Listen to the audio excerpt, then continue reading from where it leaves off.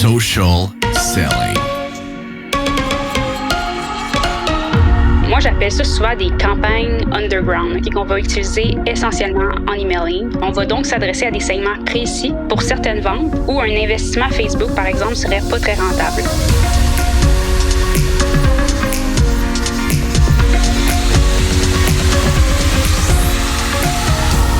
Bonjour à tous et bienvenue sur Social Selling, le podcast 100% Facebook Ads présenté par J7 Media. Mon nom est Antoine Dalmas et je ne suis pas seul aujourd'hui. Je suis avec quelqu'un que vous connaissez, que peut-être vous adorez, vous adulez, pour lequel vous croisez les doigts pour qu'elle revienne souvent parce qu'à chaque fois qu'elle vient, elle a du gros contenu à nous donner. Stéphanie Tifo est avec moi aujourd'hui, directrice de la stratégie chez J7 Media. Je donne ton titre.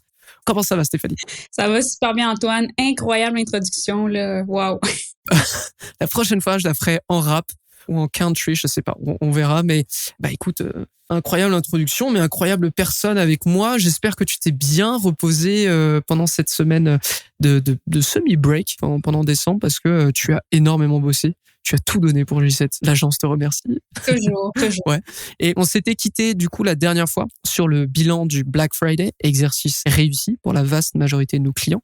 Tu nous avais donné, et c'est pour ça que tu es la queen du Black Friday, de nombreux éléments qui pouvaient expliquer les succès à l'avance de ton Black Friday, à savoir par exemple la croissance des sessions sur le site, le taux de conversion, le taux de retour client, le average order value et bien d'autres. Mais déjà, les yeux se portaient sur décembre et afin de savoir si cette tendance allait perdurer un mois supplémentaire, si malgré les signaux du marché, nous pouvions faire un deuxième coup d'éclat. Donc je pense au Boxing Day, mais je pense aussi globalement au mois de décembre. Donc j'arrête de tourner autour du pot, Stéphanie. Est-ce que le mois de décembre a été un succès pour J7 Media? Définitivement, oui, ça s'est très, très bien passé. Il faut dire que le mois de décembre, c'est très souvent en corrélation directe avec novembre. Donc, si on réussit à bien performer en novembre, il y a fort à parier qu'en décembre aussi, ça va quand même assez bien aller.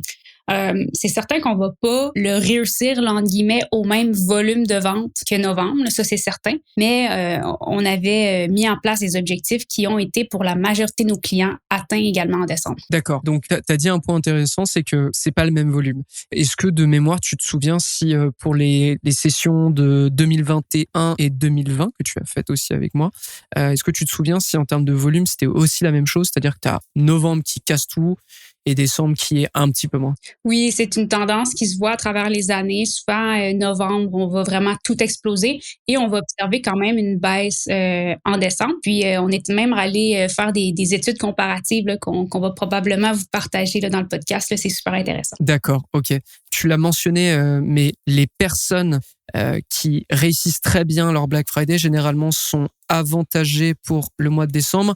Est-ce que aussi ceux qui sont passés à côté de leur Black Friday peuvent revenir en décembre?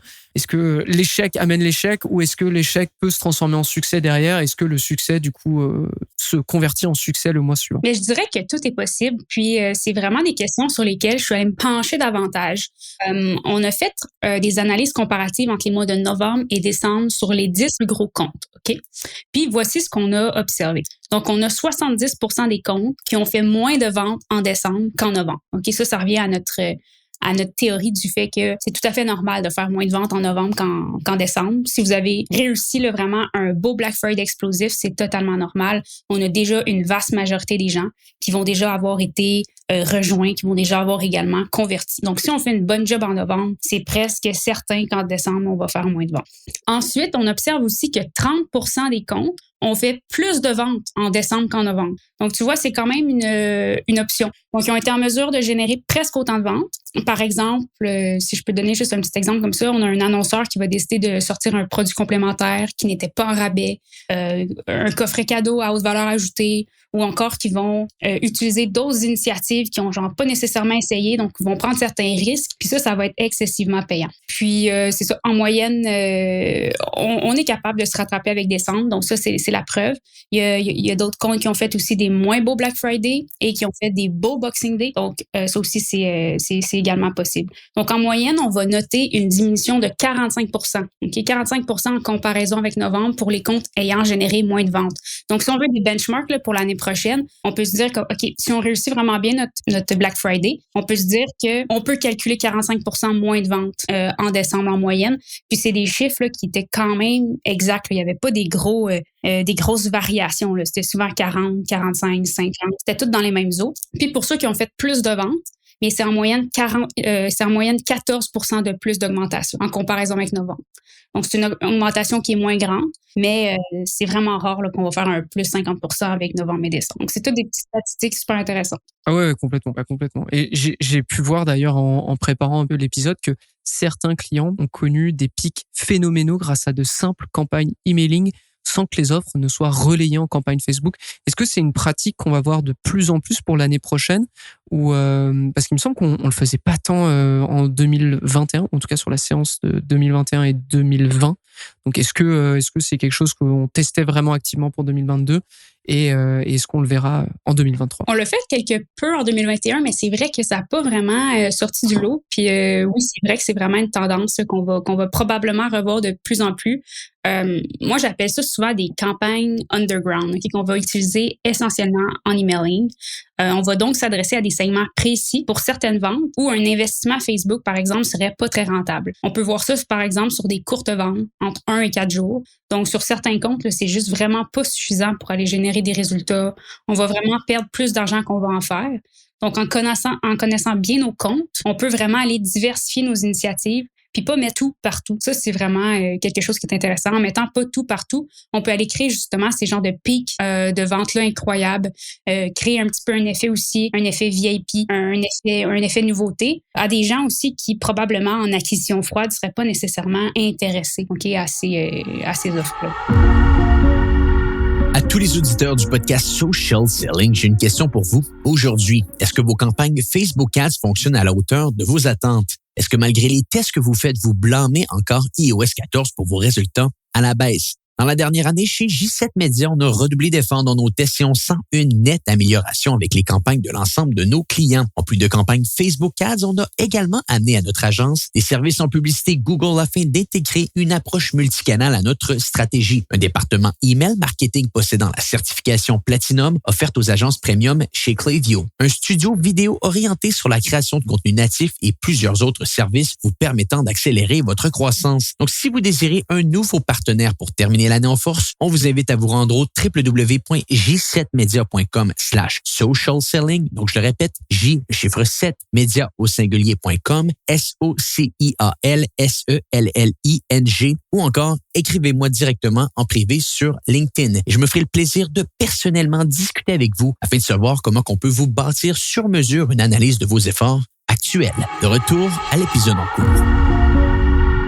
Parce qu'on se le dit, hein, mais quand je regarde un peu sur le Shopify des clients, il y a vraiment un email, par exemple, qui a genre explosé ce que le vendredi du Black Friday a pu faire en Facebook Ads. Et c'est dingue, quoi. C'est le truc sous vos pieds, quoi. C'est votre base emailing. Vous lancez une offre qui est différente de votre Black Friday avant le Black Friday. En l'occurrence aussi pour le Boxing Day. J'étais juste complètement effaré des résultats. Et puis, surtout, ça te donne une sacrée avance par rapport à ce que tu dois générer pour le mois de décembre. Donc, t'es plutôt confortable. Et ça me fait même penser, tu étais là au What's Working Now hier, donc c'est notre workshop avec la J7 Academy.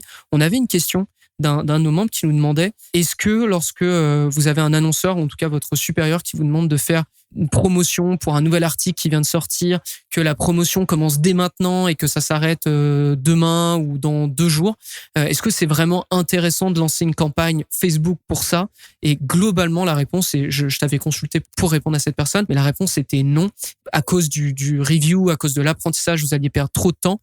Et c'est pour cette raison que l'emailing, en l'occurrence, peut être un bien meilleur moyen pour tester rapidement ce genre d'offres et répondre justement à ces demandes qui sont un peu parfois tardives. Exactement, 100%.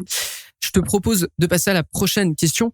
Une des méthodes qu'on préconisait sévèrement et qu'on proposait aux membres de l'académie d'ailleurs, c'est celle du calendrier de l'Avent. Alors, je m'explique. Vous avez jusqu'au 20 décembre pour pousser vos ventes, car après, les gens ne reçoivent généralement pas leur colis avant Noël. C'est pour cette raison qu'ils vont acheter avant le 20 décembre.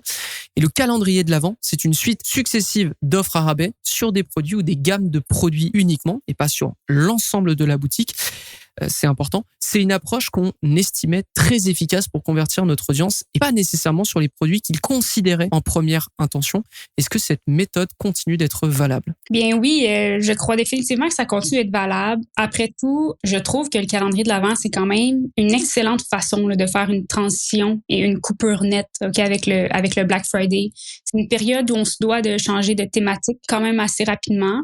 Donc, mettre de l'avant des produits avec des idées cadeaux.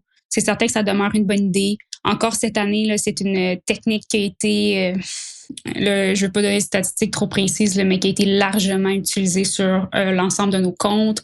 Puis, c'est ce qui nous a permis sur beaucoup de comptes de reprendre un certain momentum. Donc, on a eu notre fin de Black Friday. Là, les campagnes ont été arrêtées. Là, tu vois qu'il y a une petite pause. Puis là, quand tu repars justement avec du nouveau contenu, une nouvelle thématique, ben, on voit que ça reprend tranquillement après la baisse. Là. Donc, oui, c'est très intéressant. Et est-ce qu'il y a eu d'autres méthodes qu'on a pu définir comme stables et performantes pour le Boxing Day et du coup pour le futur Boxing Day 2023? Oui, 100%. C'est certain que c'est vraiment pas de la même ampleur que le Black Friday, mais il y a aussi les gift guides, qui vont quand même assez bien performer, les calendriers de l'Avent, les retours aussi aux campagnes Evergreen. Il y en a qui vont tout simplement décider de, notre Black Friday fini, on retourne tout simplement vers nos campagnes Evergreen. On va ajouter peut-être certains créatifs avec des thématiques un petit peu plus Noël, des idées cadeaux. D'autres ont décidé aussi d'aller lancer, par exemple, des webinaires pour aller mousser leurs audiences, même avec des produits physiques, en faisant des démos explicatives. Puis ils ont réussi justement à se renouveler. Puis je pense que le mot se renouveler, c'est excessivement important si on veut bien réussir notre mois de décembre. Parce que si on continue exactement sur ce qu'on faisait en novembre, c'est là qu'on va aller chercher un certain essoufflement. Il va y avoir un manque de renouveau. Donc, exploiter un nouvel angle, c'est vraiment ce qui va aller nous permettre d'aller chercher un nouveau momentum. Là. Et tu parlais de webinaires. Est-ce que ça concerne vraiment des e-commerce ou c'était des infopreneurs qui faisaient aussi le Boxing Day? Non, c'était des e-commerce. Donc, on va voir de plus en plus le webinaire se renouveler pour aller s'accaparer les e-commerce. Tu sais, on y pense, là. On crée un webinaire pour aller démontrer en action notre produit, en parler aux gens, le montrer en action, leur montrer directement les bénéfices, qu'est-ce que ça peut faire pour eux, faire des offres aussi exclusives. On constate que ça peut très bien fonctionner. Puis dans cet exemple-là, ça a très bien fonctionné également. Ok, incroyable. Je n'étais pas du tout au courant qu'on faisait des webinaires. Et pour l'occasion, d'ailleurs, j'écoutais l'épisode de l'année dernière sur nos leçons du Boxing Day 2021 et j'ai retenu une chose. On avait dit que le Boxing Day ne donnait pas lieu à la même consommation que pour le Black Friday, ni pour les mêmes raisons. De ce fait, ça donnait nécessairement plus d'opportunités à des entreprises qui n'étaient pas favorisées par le côté cadeau de Noël.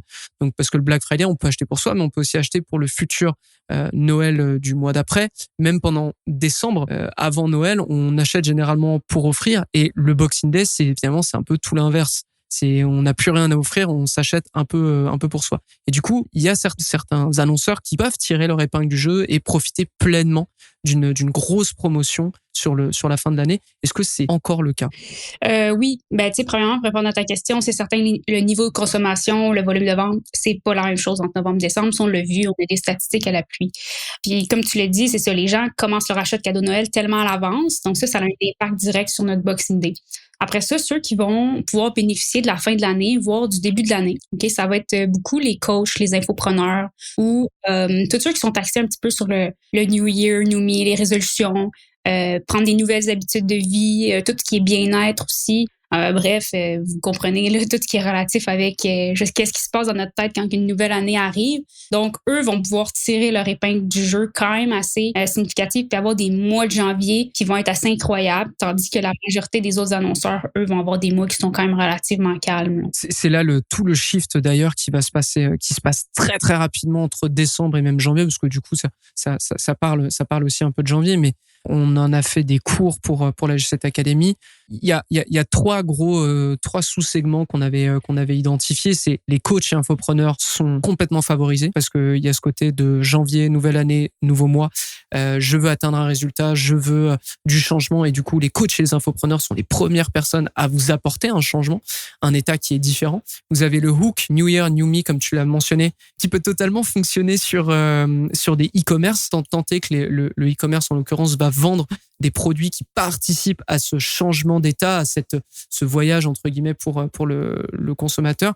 Et un dernier tunnel de vente qui cartonne généralement très, très bien et qui s'inscrit très, très bien sur le mois de janvier, c'est la campagne challenge. Est-ce que d'ailleurs vous en avez prévu un peu avec certains clients là-dessus? Oui, il y a certains clients qui sont justement, là, on est au début janvier, donc qui commencent là, à récolter là, beaucoup de leads en vue de leur campagne challenge. Donc, c'est le mois pour faire ça. Là, le début de l'année, c'est tout simplement exceptionnel. Ouais, puis globalement, d'ailleurs, c'est le moment de tester parce que ça coûte beaucoup moins cher. Donc, les retours sur investissement sont bien plus intéressants.